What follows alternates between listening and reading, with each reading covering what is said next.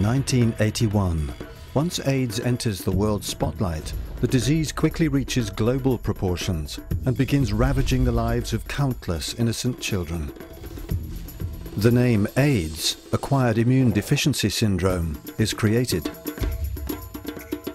1983.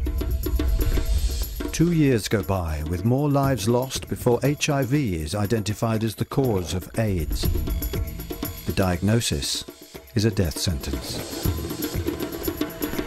And another 15 years would pass with a total of 5.8 million deaths before an antiretroviral treatment is proven to be effective against HIV.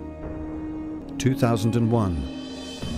As AIDS drugs become increasingly available, Compassion International offers ARV medicines and nutritional support, helps with orphan care, and develops effective preventative strategies. Compassion establishes the Agape Children's Village for AIDS orphans in Uganda. 2005. Compassion starts specialized treatment for children highly vulnerable to AIDS or those who have lost parents to AIDS. 2007. The United Nations Joint Programme UN-AIDS reports that the annual number of AIDS deaths globally has declined in the last 2 years.